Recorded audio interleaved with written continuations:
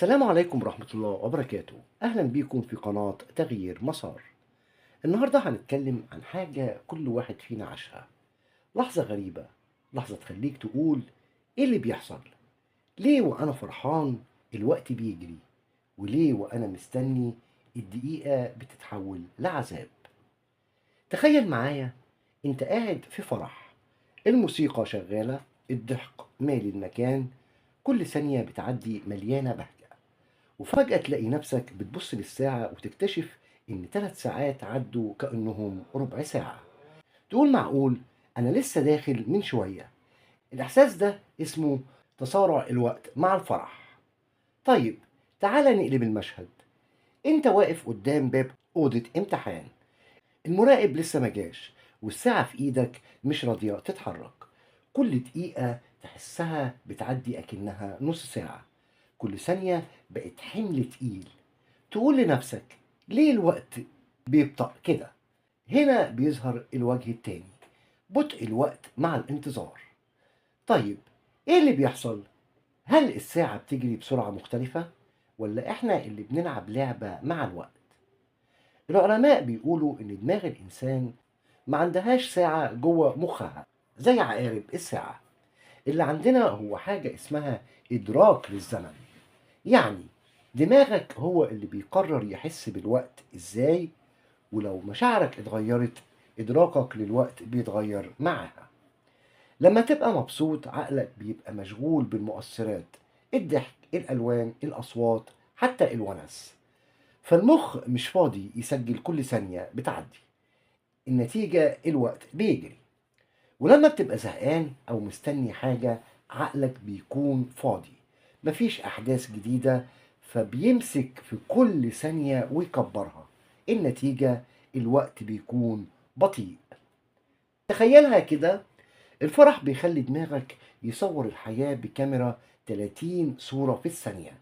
الصور قليلة فالفيلم يعدي بسرعة، لكن الملل بيخلي دماغك يصور 120 صورة في الثانية، صور كتير على نفس الزمن. تحس إن الدقيقة بقت طويلة. خليني بقى أحكي لك قصة حقيقية. في مرة عالم نفس عمل تجربة، جاب مجموعتين من الناس. المجموعة الأولى دخلوا قاعة وحطوا قدامهم فيلم كرتوني مضحك، والمجموعة التانية قعدوا في قاعة فاضية من غير أي نشاط. لما خلص الوقت اللي هو كان 20 دقيقة، المجموعة الأولى قالوا إيه ده الوقت جرى بسرعة، والمجموعة التانية قالوا يا نهار أبيض ده إحنا قعدنا ساعة. ده يثبت إن المشاعر هي اللي بتحدد سرعتنا مع الوقت. بس خليني أخدك في حتة أعمق. هل عمرك لاحظت إن وإنت صغير اليوم كان طويل جدا؟ بتلعب وتاكل وتخرج وترجع ولسه في نهار. لكن وإنت كبير السنة كلها بتعدي وتقول مش إحنا كنا لسه في الصيف؟ السبب إن وإنت طفل كل حاجة جديدة. أول مرة تروح مدرسة، أول مرة تلعب لعبة، أول مرة تزور المكان. هنا بقى المخ بيسجل تفاصيل أكبر، فبيحسسك إن الوقت طويل. لكن وإنت كبير الحياة بتتكرر، نفس الشغل، نفس الطريق، نفس الروتين. المخ هنا بقى بيسجل أقل، فبيخدعك إن الوقت بيجري. يعني مش بس لحظة الفرح والانتظار اللي بتغير إحساسك بالوقت، لكن كمان التجديد في حياتك بيطول الزمن، والروتين بيخليه يجري كمان. وده بيخلينا نسأل، هل الوقت ثابت زي ما بنشوفه في الساعة، ولا إحنا اللي بنرسمه جوه دماغنا حسب حالتنا؟ هنا ده مش مجرد كلام علمي، ده دعوة إنك تفتكر إن الوقت مش بيمشي بنفس الشكل لكل الناس. انت ممكن تكون في اسعد لحظاتك ويعدي كأنه ثانية، وفي اشد انتظارك ويبان كأنه عمر. نغوص اعمق في لعبة الوقت. هنحكي عن لحظات الرعب، ليه الثواني فيها بتبقى ساعات، وعن الحب ليه بيخلي العمر كله يعدي كأنه دقيقة. وهنا هنفهم ان الوقت مش بس ارقام على الساعة، واللي بيلعبها هو احنا. لكن لسه عندنا أسرار أكبر، لحظات في حياتنا بتخلي إدراك الوقت بيتشقلب 180 درجة. خليني أخدك لمشهد أول في لحظة خوف. تخيل أنت سايق عربية وفجأة عربية تانية بتقطع عليك الطريق. في جزء من الثانية عقلك بيشوفها كأنها فيلم بطيء. العربية بتقرب، إيدك بتتحرك على الدركسيون، قلبك بيدق بسرعة. لكن إدراكك للحظة دي يخليها كأنها دقيقة كاملة. ليه؟ العلماء بيقولوا إن الدماغ لحظات الخطر بيفتح عدسة واسعة، بيسجل تفاصيل أكتر من الطبيعي، فبتحس إن الثانية اتقسمت لعشرات اللحظات. يعني الخوف بيخلي الوقت يمتد. مشهد تاني، الحب. تفتكر أول مرة قعدت فيها مع اللي بتحبه؟ الكلام ما كانش عايز يخلص، والضحكة كانت واخدة وقتها، بس فجأة تبص للساعة وتلاقي إن السهرة خلصت. ليه؟ لأن المشاعر الإيجابية بتحط دماغك في حالة اندماج كامل، بتنسيك الزمن. الحب هنا بيخلي الوقت يجري. طيب، تعال نشوف موقف غريب. لما تستنى مكالمة مهمة، كل دقيقة بتعدي عليك كأنها نص ساعة، لكن أول ما التليفون يرن كل الأحداث بتبدأ تتحرك. فجأة تحس إن الوقت بيجري. يعني قبل المكالمة كانت الدقيقة بتعدي طويلة، وأثناء المكالمة ما بتحسش بالوقت.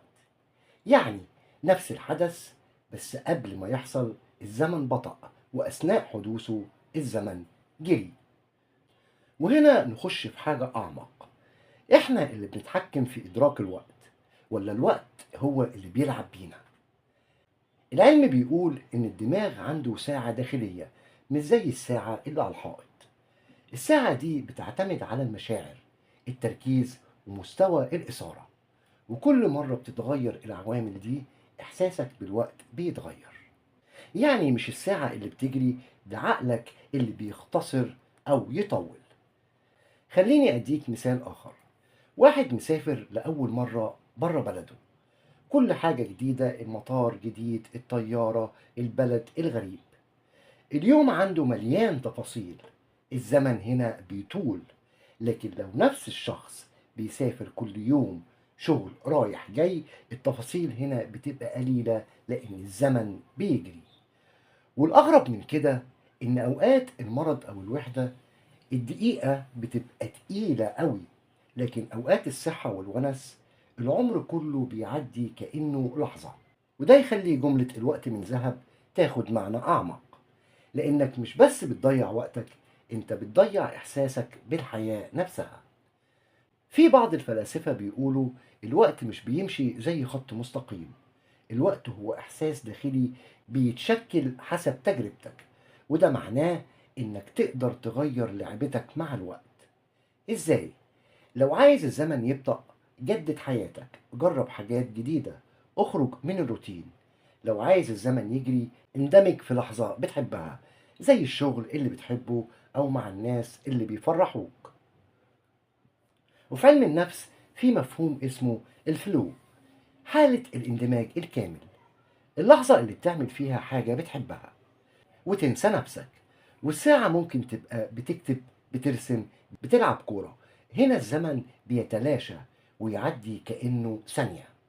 لكن خد بالك، اللي بيضيع وقته في الملل والانتظار بيسيب عقله يطول الدقيقة، واللي بيعيشها في تجارب وحب واندماج بيخلي وقته أثمن. وبكده نرجع للسؤال الأول: ليه واحنا فرحانين الوقت بيجري؟ وليه واحنا منتظرين الوقت بيقل ويعدي بسرعة؟ الجواب مش في الساعة اللي على الحيطة، الجواب في دماغك وقلبك. انت اللي بتقرر تعيش وقتك ازاي. ممكن تخليه لعبة جميلة، وممكن تخليه عذاب بطيء. الوقت لعبة بتتحدد بالمشاعر والتجارب اللي احنا بنعيشها. لو عايز عمرك يبقى مليان، عيش تفاصيل اكتر، جدد، حب.